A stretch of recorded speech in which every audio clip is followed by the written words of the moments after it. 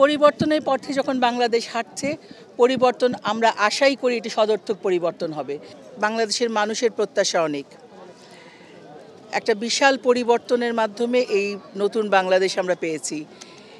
এই বাংলাদেশ যদি আজকের এই শহীদদের, আমাদের জাতির শ্রেষ্ঠ সন্তান যারা নিজেদের জীবন দিয়েছিলেন এই দেশটাকে প্রতিষ্ঠিত করতে, তাদের যে স্বপ্ন ছিল একটি অসাম্প্রদায়িক, সবার জন্য সমান, হাসি গানে মুখরিত, সবাই ভাত পাবে, সবাই নিজের অধিকার পাবে, তেমন একটি বাংলাদেশ যদি এই প্রজন্ম, এই সুন্দর নতুন বাংলাদেশ যদি প্রতিষ্ঠা করতে পারে, তবেই আজকের দিন যে পালন করছি আমরা সবাই শহীদদের উদ্দেশ্যে ফুল দিচ্ছি, এটা সত্যি শ্রদ্ধায় পরিণত হবে।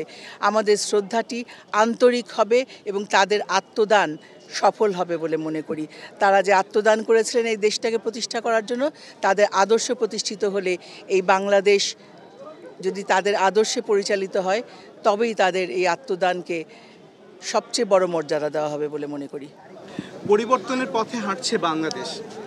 এই মুহূর্তে দাঁড়িয়ে আপনার কাছে সেই পরিবর্তনের পথে হাঁটার আপনি কোনো পাচ্ছেন কিনা? পরিবর্তনের পথে যখন বাংলাদেশ হাঁটছে, পরিবর্তন আমরা আশাই করি এটি সদর্থক পরিবর্তন হবে। এবং এই পরিবর্তনটা যদি বাংলাদেশ প্রতিষ্ঠার যে আদর্শ ছিল, যে মূল মন্ত্র ছিল, সেই মূল মন্ত্রের পথে পরিবর্তনটা হয়, তবেই সেই পরিবর্তন সদর্থক হবে এবং শুধু শহীদ বুদ্ধিজীবী না, সকল শহীদদের আত্মদান সফল হবে বলে আমি মনে করি। আত্মদানের যে কারণ ছিল সেটি প্রতিষ্ঠিত হবে বলে মনে করি। মানুষের মিছিল আসলে কোনোভাবে শোকের সমার্থক নয়, কিন্তু তবু আমি যদি বলি অন্যবারের চেয়ে মানুষের যে অংশগ্রহণ, সেটি কি আপনি এবার পাচ্ছেন? আমি কোনো তুলনা করতে চাই না, সংখ্যা দিয়ে কোনো শোকের পরিমাপ হয় না।